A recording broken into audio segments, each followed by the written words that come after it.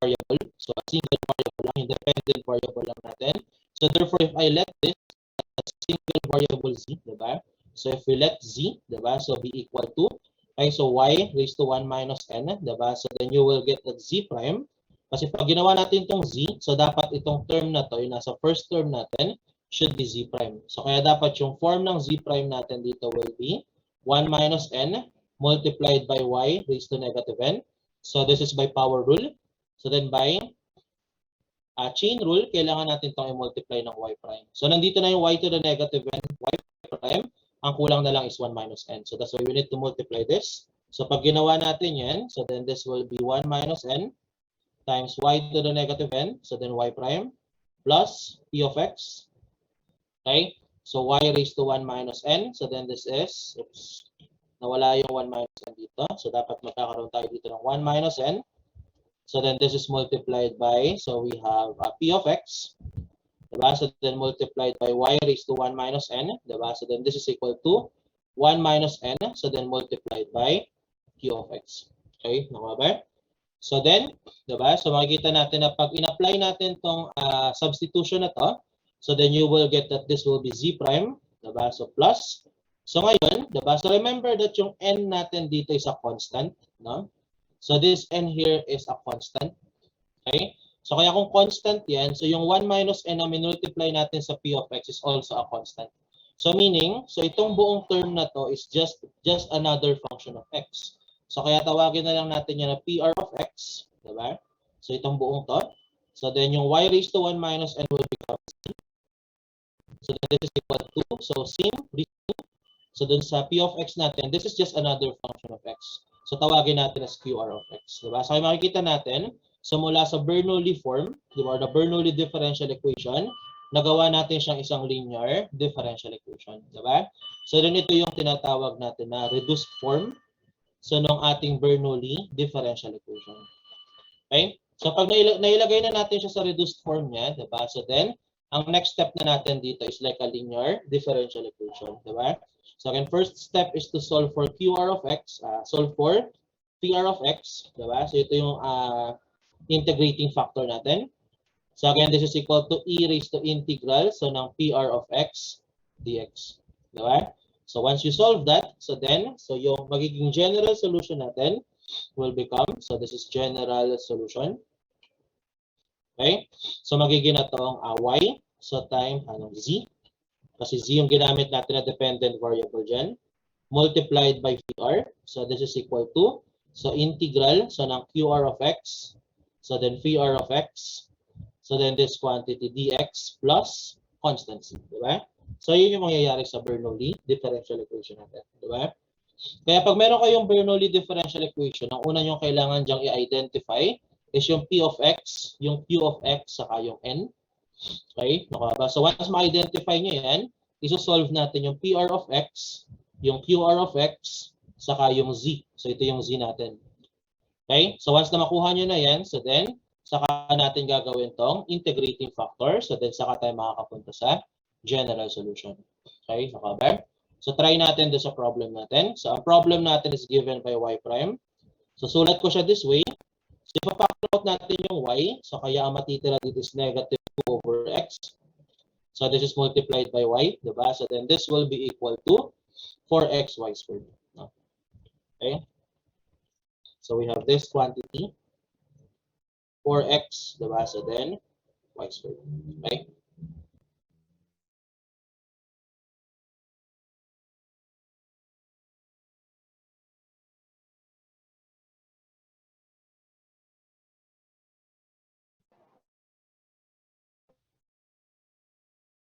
Okay? So therefore, so by comparison, diba? So dun sa form ng Bernoulli's natin, diba? So yung form ng Bernoulli natin is y prime plus, so again, we have p of x times y. So this is equal to q of x, diba? So times y to the n, diba? So therefore, by comparison, makikita natin na ito yung p of x, diba? So this is our p of x. So ito yung q of x natin. So this is our q of x. So then ito yung ating n. Okay? Okay ba? So then, so since na-identify na natin yung mga yan, so then ilipat natin to sa reduced form. Sa reduced form natin, so basically yung z na gagamitin natin, so is again y raised to 1 minus n. So that is y raised to 1 minus 2. So that's y raised to negative 1. So or 1 over y. So yun yung gagamitin natin z. Diba? So tapos, okay. So yung next nating isa-solve is yung PR of x. No? Okay. So yung PR of x natin is simply equal to, diba? So 1 minus n multiplied by p of x. Diba? So kaya magigitong equal sa 1 minus 2 multiplied by, so we have negative 2 over x. So this is equal to positive 2 over x. So again, so this is PR of x. Diba? So then for QR of x, okay? So again, this is 1 minus n multiplied by q of x. So kaya this will be equal to, so we have 1 minus 2 multiplied by 4x. So this is equal to negative 4x. So ito naman yung ating QR of x. Diba? So therefore, so ito yung magiging reduced form ng Bernoulli's natin. So we have the reduced form. So z prime plus, okay, so this is PR of x. So that's 2 over x. Okay, so then multiplied by z. So this is equal to QR of x. So yung QR of x natin, negative 4x. Diba? So ito na yung reduced form natin. And as you can see again, this is a linear differential equation. Okay, okay ba? So then, okay, so let's solve for the linear differential equation. So again, sa linear differential equation natin, ang first step natin is to solve for the integrating factor. So PR of x. So again, this is given by e raised to integral, so ng PR of x dx. Diba? So again, nakuha natin yung PR of x as 2 over x. So then substitute lang natin dito. So this is e raised to integral, so ng 2 over x dx. Diba? So we can factor out 2. So then again, ang integral ng dx over x ay ln x. Diba? So pasok lang natin yung 2 sa equation. So e to the ln, so of x squared. So this will cancel. So then this is equal to x squared. So this is our integrating factor. Diba? So para doon sa reduced form natin. Okay? So then, so following the equation, diba? So we have the general solution. Diba? So yun lang naman yung kailangan natin i-solve dito kasi may mga arbitrary constant yung choices. Diba? So kaya alam natin general solution yan. Diba? So then, general solution natin dito will become z times PR. So then this is equal to, diba? So we have integral. So ng QR of x. So then we have PR of x dx plus constants. Okay? So first, ano yung z natin? Na-solve natin kanina yung z as 1 over y. So this is 1 over y. So yung PR naman natin, na-solve natin as x squared. So then this is equal to, so we have integral, diba? So ng QR of x natin, so that is negative 4x. Okay? So this is negative 4x. So multiplied by, so PR of x is x squared. So this is x squared. So then dx, so plus constants. So you will get, so x squared over y. So then this is equal to, we can factor out negative 4. So then yung x cubed, ang integral niya is, by power rule, x to the 4th over 4. So then plus constancy. Diba? So then we can cancel yung 4 dito. Okay, so then solving for x squared. So yung choices natin, naka-isolate yung x squared. So we have y multiplied by c minus x to the 4th. So this is our direct formula. This is our general solution. Diba? So kaya pag sinolve natin ito, ang lalabas is letter A. Okay? So any questions para dito sa problem? Okay? So ngayon, hindi kayo sigurado sa nakukuha niyong sagot.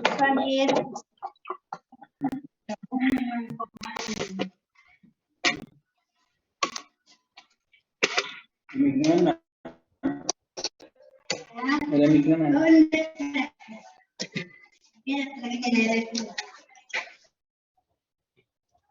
Okay? So, hindi kayo sigurado sa nakukuha niyong sagot. No? Okay? So you can always check. Diba? So pag mga gantong problem, so yung sa problem 6 natin, saka problem 7, so linear differential equation, saka itong Bernoulli's, diba? So or other types of differential equation. So ang gawin nyo lang, so mula doon sa nasa-solve nyo, diba? So is, kunin nyo lang yung y prime. Okay, naka ba? So you can get the expression for y prime.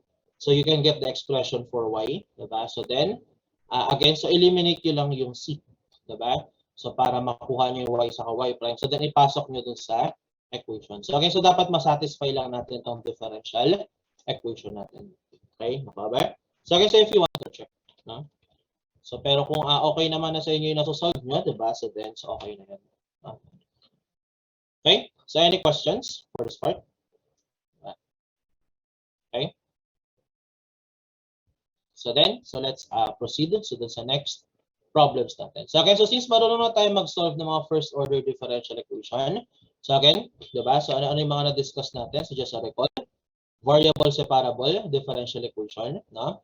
We also have the homogeneous differential equation. So we have the exact differential equation. We have the linear differential equation. And we have the Bernoulli differential equation. No? So again, so marunong na tayo mag-solve nitong limang to. Okay? Okay? So yan na lang naman yung kadalasan nyo ma-encounter pagdating sa mga board exam problems, especially yung variable separable. No? Okay? Okay? So kaya yan yung mga tatandaan yung solutions natin sa first order differential equation. No? So now let's proceed sa mga word problems natin. So involving differential equation. Diba? So and yung pinakamadali dyan is yung tinatawag natin na law of growth and decay. Diba? So this is LGD. Okay? So anong sinasabi ng law of growth and decay? Diba? So ang tatandaan nyo lang, pag sinabi natin law of growth and decay, so is yung quantity, diba? So certain yung quantity, 'di ba? So ng certain thing, 'di ba? So na given dun sa problem natin, so is directly proportional dun sa rate niya. So or yung rate ng pagbabago ng quantity natin is directly proportional dun sa actual quantity natin, 'di ba?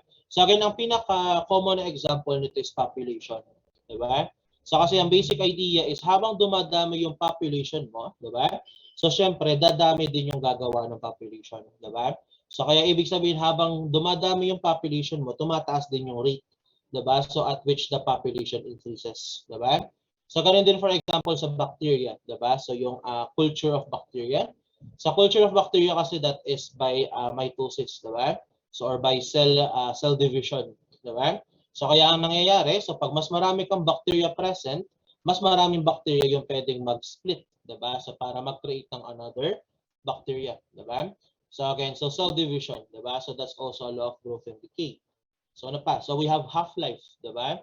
So yung sa half-life naman natin, so yung idea is, okay, so again, so every certain time, 'di ba? Mangangalahati yung amount natin. So for example, yung half-life mo is 1 year.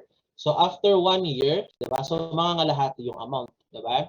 For example, let's say you are given some compound, 'di ba? Or some substance. Tapos yung half-life niya is 1 year. So every year, mangangalahati yung substance natin. So from 1,000 grams to 500 grams to 250 grams to so on. Diba? And as you can see, diba? So pahabang umuunti yung amount ng object natin or ng substance natin, so then bumabagal din yung pagdedecay niya. Diba? So kumbaga paunti ng paunti yung decay. So therefore, so again, we can see na yung rate ng decay natin so is directly proportional din sa amount. Diba? Kaya yung mga radioactive decay natin sa half-life is also law of growth and decay. No? So again, so population problem.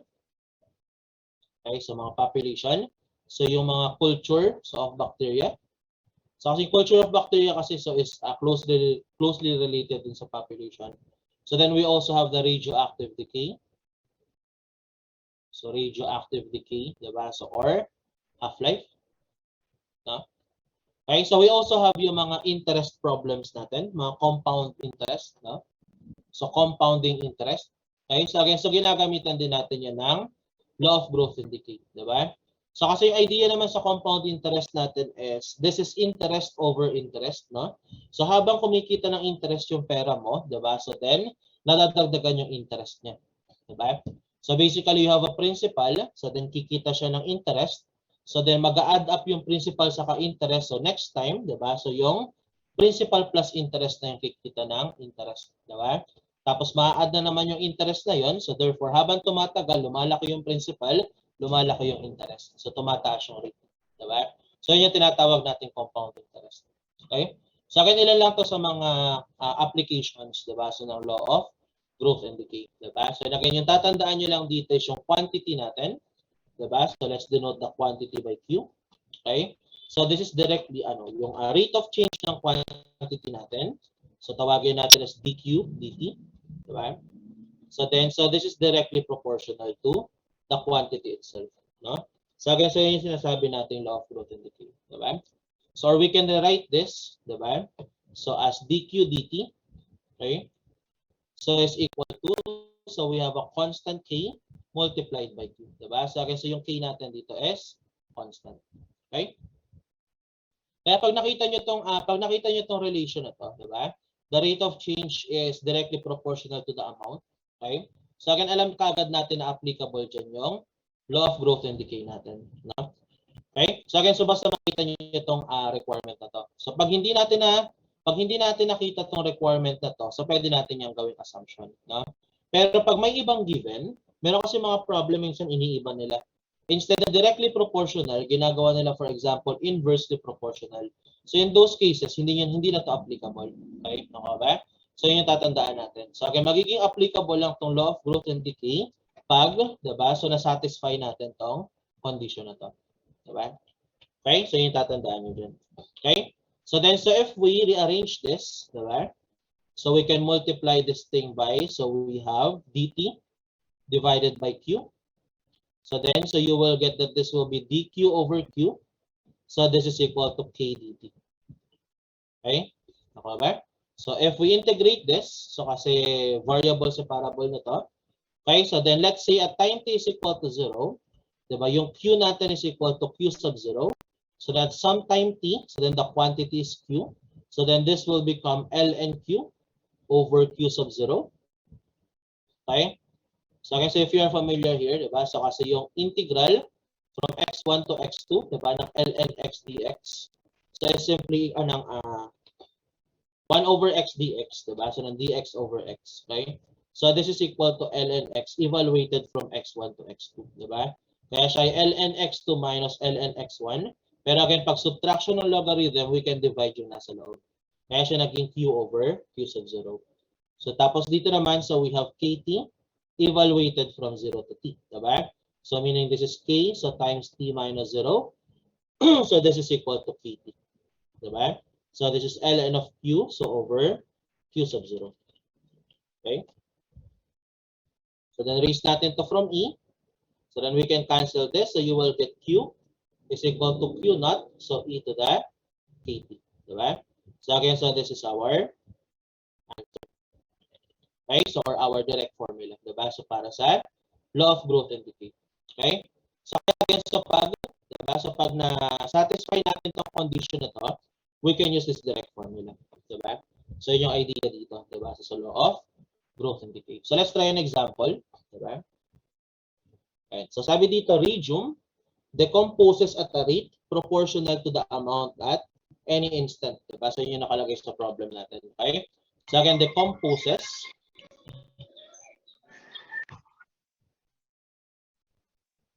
Okay? So again, decomposes. Diba? So at a rate proportional to the amount. Diba? So again, so those terms so are the definition of law of growth and decay. Diba? Okay? So again, so law of growth and decay. So kaya alam natin na pwede natin gamitin dito yung direct formula natin. Diba? So by using our direct formula, diba? So we have, again, so we can use Q is equal to Q naught e to the kt. Diba? So para magamit natin tong formula na to, kailangan natin ng constant of proportionality K. Diba? So kasi hindi natin siya masasolve. Okay? So pag hindi natin alam yan. Diba? So yung K natin, diba? Hindi natin magagamit yung equation. Okay? Naka ba? So then, bukod dyan sa K na yan, kailangan alam din natin tong Q sub 0. Diba? Ano ba yung Q sub 0 natin? So balik tayo dito. Okay? Q sub 0 is yung ginamit natin na quantity at time t is equal to 0. So therefore, that's the initial amount or the initial value. Diba? So problem natin, sabi dyan, 100 milligram of rhodium decomposes to 96 milligram. So therefore, this is our initial amount. So yun yung gagamitin natin as Q sub 0. Diba? So therefore, okay, so yung Q sub 0 natin for this problem. So it's equal to 100 milligrams. No? So then para ma-solve natin itong K natin, yung constant of proportionality, so gagamitin natin yung sentence na yun. Diba? So that is in 100 years. So in after 100 years, so at t is equal to 100. So we're t is in years. Diba? So then, yung radium daw natin becomes 96 milligrams. So therefore, yung Q natin becomes 96 milligrams. So then following this equation here, so you will get 96 will be equal to, so again, Q naught is 100. So this is 100. So then e to the K, okay, so multiplied by 100 here. Diba? So then solving for e to the K, diba? So you will get e to the K here will be 96 over 100. So tapos yung exponent niya dito na 100, so pag ilipat natin dito sa kabila, magiging siyang 1 over 100. No? So therefore, that's 96 over 100 raised to 1 over 100. So again, that's our e to the K. No? So then, so ipasok natin sa equation na to. So then you will get Q is equal to 100. So then we have e to the K muna. So that's 96 over 100. So this is raised to 1 over 100. Diba? So then this quantity raised to T. Diba? So kaya nakalagay dito, how many milligrams will be left after 100 years? So kaya alam natin na after 100 years, 96 milligrams yung matitira. Since wala yan sa choices, ibig sabihin, tinutukoy niya dito is the next 100 years. Diba? So after the next 100 years, ilang years na yung nakalipas? 100 plus 100 is 200 years. Diba? So kaya ibig sabihin, at T is equal to 200. Okay? So you will get 100, so times 96 over 100. So raised to 1 over 100. So then this is raised to 200. Okay? So at time T is equal to 200 yung kailangan natin. Diba? Okay, so if you are familiar with this, diba? So again, pag exponent, tapos may exponent pa sa labas, i-multiply lang natin yun. Diba? So if we multiply them, so this will cancel. So then this will become 2. So kaya magiging 96 over 100 squared. Okay? So that's 0.96 squared, so times 100, so that will be 92.16. So again, this will be in milligrams. No? So this is letter C. Okay? So any questions? Diba? So para sa problem na to. Okay? So may tanong ba? Okay? So again, so ganyan lang yung pag-solve. No? So meron din kayong option na i-solve mismo is yung K. Diba? So again, so by getting the ln of both sides, no? Okay? So pero kayo na yung bahala kung gusto niyo gamitin yun, no? Okay? So actually meron pa ditong isang solution, 'di ba? So using concept ng geometric progression, 'di ba? So pero mahaba kasi yung lecture natin so pag tinuro ko pa sa inyo, no? So kaya dito na lang tayo sa direct formula. Okay? So any questions for this one? Okay? So next is yung tinatawag natin ng Newton's law of cooling. Okay?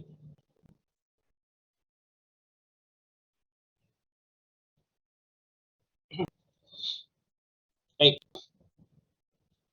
So yung idea natin sa Newton's law of cooling, di ba? Is basically we have a, let's say we have a medium, di ba? So let's say you have a room, okay? At a certain temperature, diba? So let's say the temperature of the room, diba? Or the temperature of the medium is given by T sub M. Okay? Okay? So yun yung temperature ng room natin. And let's say, yung room natin is large enough, diba? So para yung temperature natin, yung temperature ng medium natin is constant, diba? So ito yung ina-assume natin dito. The temperature of the medium is constant. Okay? Nakaba? So then, pag nag-bring tayo ng isang object, so let's say we have this object here, tapos yung object natin is at some temperature T sub 0. Okay? Nakaba? So this is at time T is equal to 0. So nung dinala natin siya sa room, yung temperature niya. Diba? So now, by laws of thermodynamics, alam natin, diba, na yung heat, diba, so mula dun sa object natin, so will flow out papunta sa room. Diba? Pero since ina-assume nga natin na, so yung room natin is large enough para magbago yung temperature natin sa whole. So therefore, i-assume natin na ito ay constant. Diba? So therefore, by laws of thermodynamics, alam natin so na yung temperature ng object natin so will approach the temperature of the medium. Diba? So ngayon, yung Newton's law of cooling natin will define or siya yung nagde-define sa atin kung ano yung magiging kung ano yung magiging behavior, diba, ng temperature ng object natin kaysa from its original temperature papunta dun sa final temperature niya, which is the temperature of the room. Diba? And yung sinasabi ng Newton's law of cooling dyan is yung rate, diba? So at which the temperature of the object decreases is directly proportional, diba? So dun sa difference, so nung temperature ng object natin sa any time t, diba? So and the temperature of the medium, diba? So ibig sabihin, so in equation form, the rate of change of the temperature of the object with respect to time, so is directly proportional to the difference between the temperature of the object, diba? So and the temperature of the medium. Okay? Sa akin, so ito yung sinasabi ng Newton's law of cooling. Diba? So, or we can write this as, so we have dt over dt. So then this is equal to, so we have a constant of proportionality, so times t minus t sub m. So makikita natin ang difference lang nito sa law of growth and decay is meron nakasubtract dito na constant. Okay? Okay ba? So yan. Diba? So let's, again, so let's solve this. So we can multiply here. So we have dt divided by, so we have t minus t sub m. Okay? So pag ginawa natin yan, so then, so this will become, okay, so 1 over, okay, so this is t minus t sub m dt. So then this is equal to, so we have k dt. Diba? So then, so again, variables, separated the variables, we can integrate both sides, okay? So then let's say at t is equal to 0, so ito yung condition natin, so t sub 0 yung temperature natin, and at some time t, so then the temperature is capital T, diba? So then, so this will be ln, diba? So of t minus t sub m. So this is evaluated from t sub 0 to t. So this is equal to, so kt, so evaluated from 0 to t. So okay, so this will become, so at t is equal to t, so that's t minus t sub m. At t is equal to t sub 0, so t is 0 minus t sub m. So therefore, this will be kt. Diba? So raise natin from e, so para cancel to. Then you will get the t minus t sub m is equal to, so we have t sub 0 minus t sub m, so e to the kt. So ito yung direct formula natin. No? Okay, so sinulat ko siya this way. So yung direct formula natin, para makita natin na ito ay halos pareho lang sa, okay, so equation natin sa law of growth and decay. Diba? So na lang pinagkaiba yung q, diba? So napalitan lang ng t minus t sub m. Yung q naught, napalitan lang ng t naught minus t sub m. No? So okay, so nagkaroon lang tayo ng constant, diba? Na nakasubtract dun sa hinahanap nating variable. Diba? Okay? So any questions? Okay? So yung direct formula natin for Newton's law of cooling. So therefore, so sa problem na to, no? So according to Newton's law of cooling, so the rate at which a substance cools, okay, so in air is directly proportional to the difference between the temperature of the substance and that of air. So yun yung T minus T sub M na ginamit natin doon sa derivation. Diba? The temperature of the air, so ito yung medium natin, so it's 30 degrees. So T sub M is equal to 30 degree. So again, pwede yung maging Celsius, pwede maging Fahrenheit. Ang importante, consistent tayo sa unit. Diba? So kaya degrees na lang yung gagamitin ko. No? So and, okay, so the substance cools from 100 degrees to 70 degrees in 15 minutes. Diba? So therefore, the initial temperature here is 100 degrees. Diba? Tapos alam natin na after 15 minutes, diba, the temperature so will go down so to 70 degrees. Diba? So let's try, diba, so solving this one. So alam natin ang direct formula is T minus T sub M is equal to, so we have T naught minus T sub M.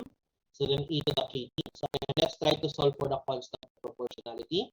So again, substituting here, so we have 70 degree minus 30 degree is equal to 100 degree minus 30 degree. So then e to the k. So then, okay, so ang time is 15. Diba? So then solving for e to the k. So again, that's 40 divided by 70. So 40 divided by 70. Diba? So then this is raised to. So again, yung 15, pag ililipat natin sa kabila, magiging 1 over 15. Diba? So therefore, okay, so the equation becomes T minus T sub M, that's 30, So this is equal to T naught is 100. So again, T sub M is 30. So then e to the k is 40 over 70. So this is raised to 1 over 15. So then raised to T. Diba? Right? So further simplifying this, diba? So temperature will be 70 multiplied by 40 over 70. So this is raised to, okay?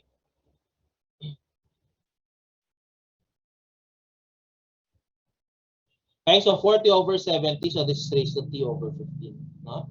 So again, so sabi dyan, so how long will it take to cool 100 degree to 50 degree? So this is our initial, so kaya tama pa rin to, 100 yan. So then this is our final temperature. So at T is equal to 50 degrees, diba? Substituting here, so we have 50 is equal to 70 multiplied by 40 over 70, diba? So then raised to T over 15. No? Okay? So wala pala yung plus 30 dito.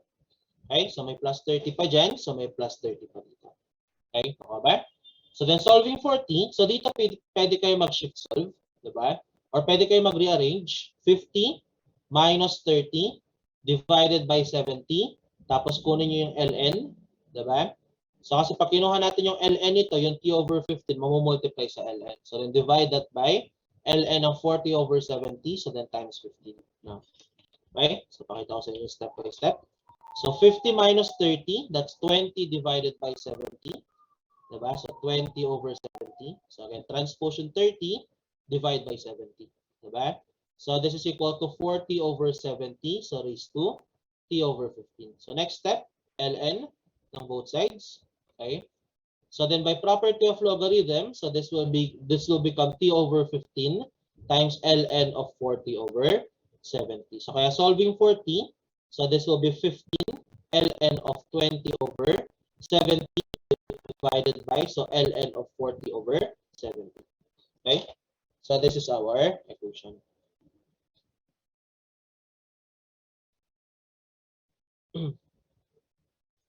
So pag sinolve natin yan, diba? So ang lalabas sa sagot ay, okay, so 33.58 minutes.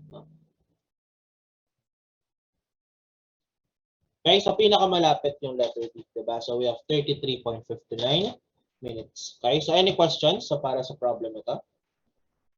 Okay.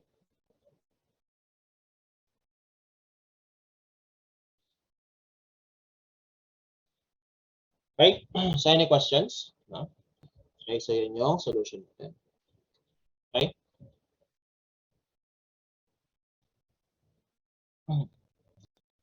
So next, diba? So next naman, so is next application natin is the Newton's second law of motion, diba? So ngayon sa Newton's second law of motion, diba? So if you are familiar with this, diba? Ang sinasabi lang nito is that yung force natin, diba? So the force or the net force, okay? So the net force, diba? So na ina-apply natin dun sa object natin, diba? So the net force applied on an object, diba? So it's just directly proportional to the acceleration, diba? So or this is equal to the mass multiplied by the total acceleration or the net acceleration of the object, diba? So pwede natin itong gawin in terms of components, diba? So pwedeng x component lang, diba? So pwede rin naman siyang y component lang, diba? So or kung three-dimensional, so pwede rin may z component siya, diba? So again, so that's the idea so for this one, diba? So again, so meron siyang pwede nating kunan lang ng x components or the y component, no? Okay? So any questions, diba? So for this part, okay? So now, so paano dito pumapasok yung differential equation, diba? So remember that the acceleration, so by definition is equal to the rate of change of velocity with respect to time. And at the same time, so siya equals the second derivative, diba, ng position, okay, so with respect to time t. Diba? So again, that's the definition of the acceleration. Therefore, pag yung force natin, diba, if the force, okay, so is a function of velocity, diba? So pag yung force natin is a function of velocity, so then, makikita natin na magkakaroon tayo ng equation dyan na function of velocity is equal to m dv dt, diba? So which gives us, diba, so a first order differential equation. Okay?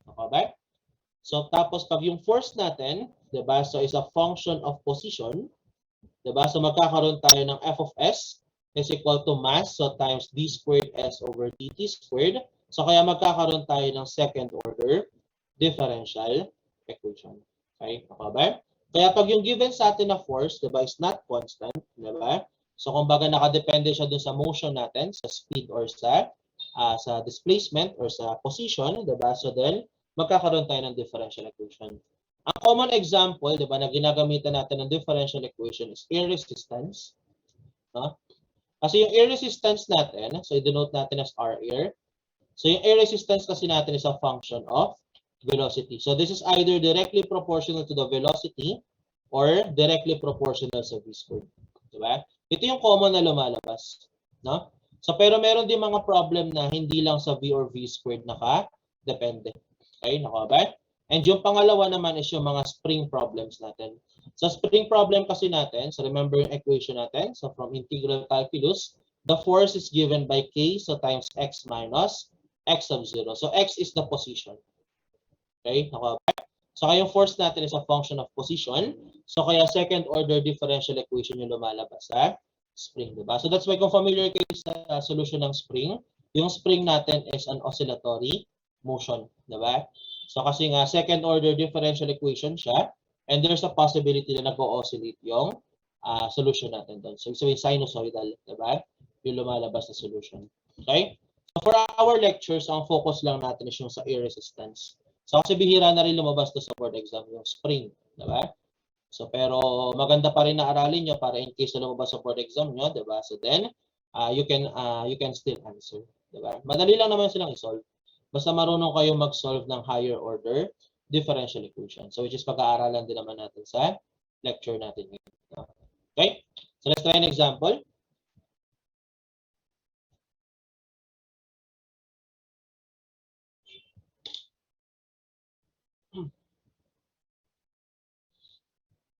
Okay? So an object falls from rest, no? In a medium, so offering a resistance, the velocity of the object before the object reaches the ground is given by the differential equation dv dt plus v per 10 is equal to 32 feet per second squared. So dito swerte tayo, di ba? So kasi binigay na sa atin yung differential equation. Okay? So kaya kailangan na lang nating i-solve, di ba? And base dun sa pagkakabigay sa atin, so again, so we know that this is variable separable differential equation. Okay? Okay ba? So pero kahit hindi itong given sa atin, so kaya natin itong ikunin, 'di ba? So base dun sa problem natin, 'di ba? So kasi kung titingnan niyo itong pagkakasulat ng equation niya, so again, so this is the definition of acceleration. So tapos kung familiar kayo sa 32 feet per second squared, this is the acceleration due to gravity. So ibig sabihin ito yung ating acceleration due to the air resistance, 'di ba? Or the deceleration due to air resistance, 'di ba? And sabi dyan, so the object falls from rest.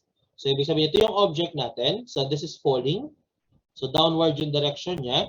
Kaya alam natin, 'di ba? So na yung forces acting on this object, 'di ba? So one is the weight.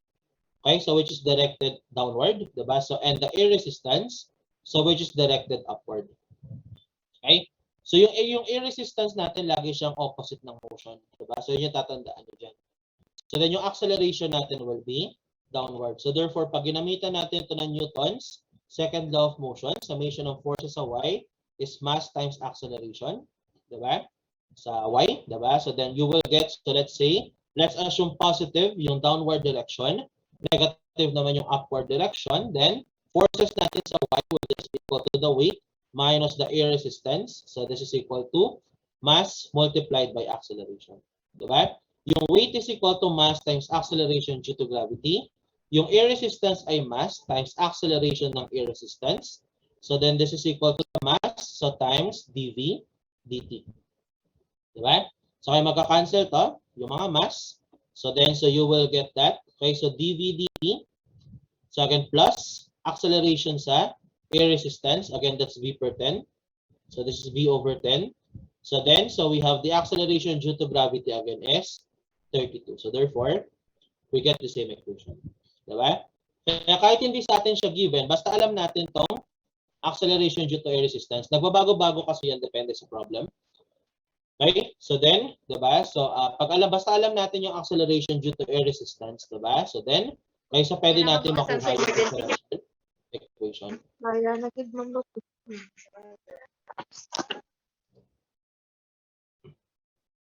Okay? Okay?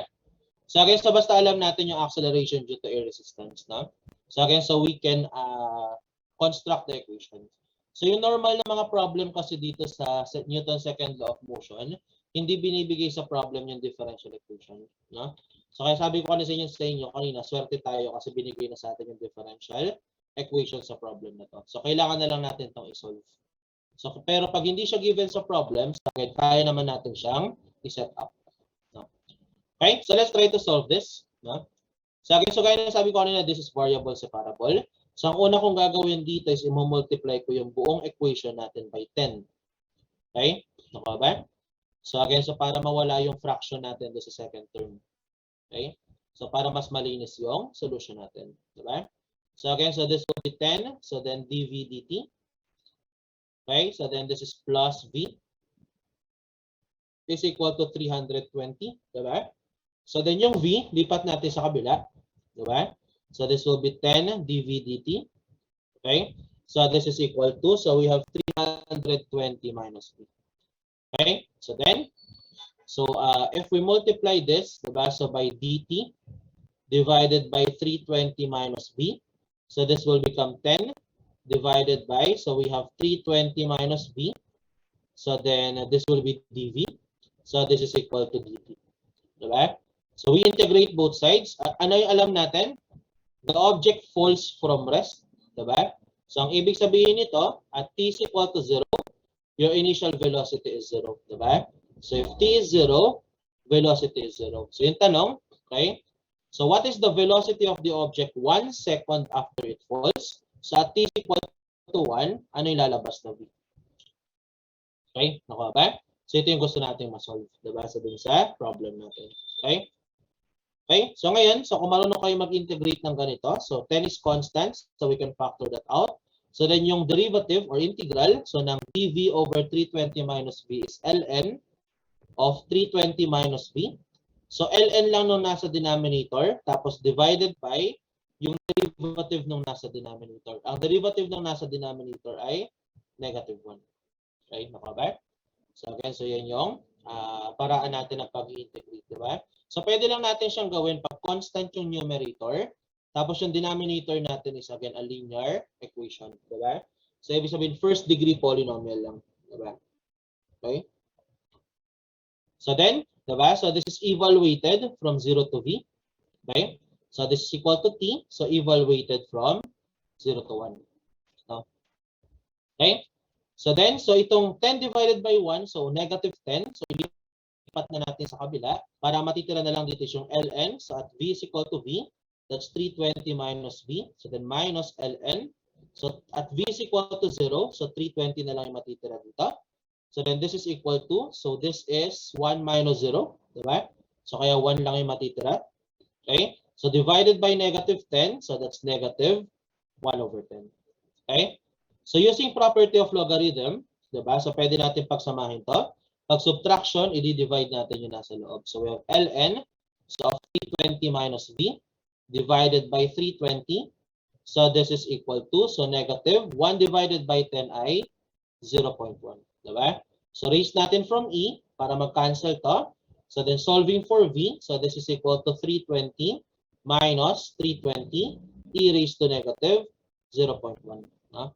So then solving for the velocity v, so this is equivalent to, so 320 minus 320, so e raised to negative 0.1. Okay, so this is 30.45. Okay, so again, this will be in seconds. No? So we have letters. Okay, so any questions? So para sa problem natin. Okay, okay, so kopyahin nyo muna. No? So submit lang.